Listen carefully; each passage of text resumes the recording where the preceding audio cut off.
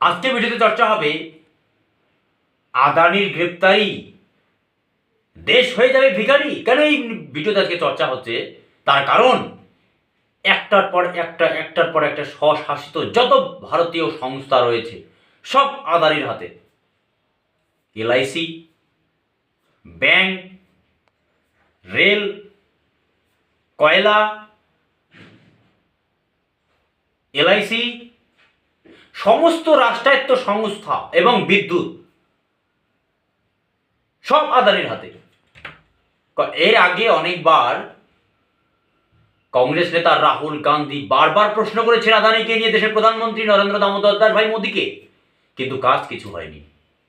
একটার পর একটা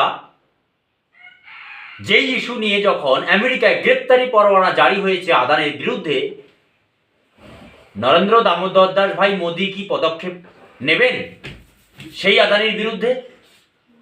মেহুল চোকসি হোক, বিজয় মালিয়া হোক, এর আগে হাজার হাজার কোটি টাকার কেলেঙ্কারিতে তাদের নাম রয়েছে। তারা বিদেশের মাটিতে তারা এনজয় করছে।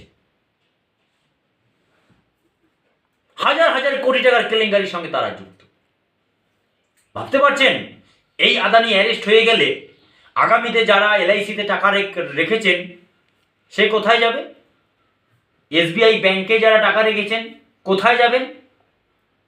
সমস্ত ব্যাংক, সমস্ত সেক্টর, সমস্ত সরকারি স্বশাসিত সংস্থা সবটাই কিন্তু আদানি আদানি আদানি আদানি।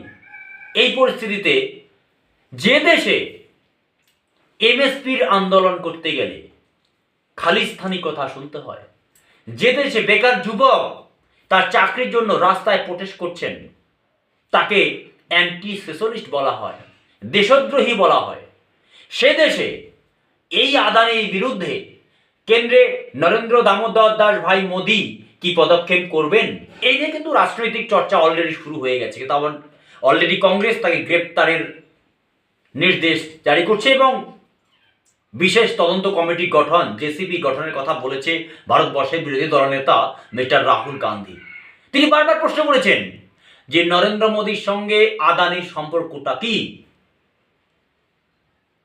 সমস্ত সেক্টরের কিন্তু মানুষের কিন্তু চিন্তা বাড়ছে এবং তার গ্রেপ্তারির পরবর্তীতে গতকাল গ্রেট স্লোডাউন ইন্ডিয়ান শেয়ার বাজার, যে প্রোডাক্টস আমদানি করে এবং রপ্তানি করে আদানি গোষ্ঠী, সেই প্রোডাক্টসের গুণগত মান হু হু করে কমছে।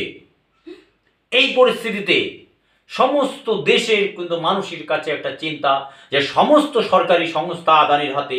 এই আদানি যে মহা কেলেঙ্কারির সঙ্গে যুক্ত এবং তার সাথে নরেন্দ্র দামোদর দাস ভাই মোদী, সমস্ত শিল্পগোষ্ঠী গোটা পৃথিবীতে 22 নম্বরে রান করছেন আদানি, ভারতবর্ষে 2 নম্বরে রান করছেন শিল্পপতি হিসেবে মিস্টার আদানি।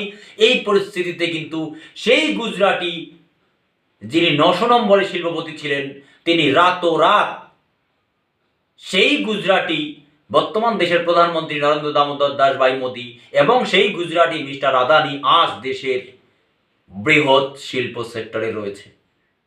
তদন্ত হবে এই নিয়ে কি ভারতবর্ষের মিডিয়ায় চর্চা হবে, নাকি শুধুমাত্র লোক দেখানো কিছুদিন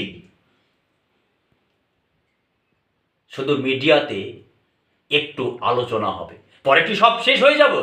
যেমনটা বিজয় মালিয়া এবং মেহুল চোকসির ক্ষেত্রে কেন্দ্রে নরেন্দ্র দামোদর দাস ভাই মোদী বলেছিলেন, নাকি মোদী হ্যায় তো মুমকিন হ্যায়, পারবেন আদানিকে গ্রেপ্তার করতে? যেই দেশে এমএসপি ন্যূনতম সহায়ক মূল্য কৃষকদের পেতে গেলে কয়েক হাজার কৃষককে মৃত্যুবরণ করতে হয়, যে দেশে একটি আন্দোলন করতে গেলে বেকার যুবক তার পরিবারকে ছেড়ে যখন আন্দোলন করছে তখন তাকে দেশদ্রোহী বলা হয়, যে দেশে হু হু করে বেকারত্ব বাড়ছে, দেশে হু হু করে মুদ্রাস্ফীতি বাড়ছে, দিনের পর দিন ডলারের থেকে টাকার মূল্য কমে যাচ্ছে, নাকি আদানি আদানি আদানি?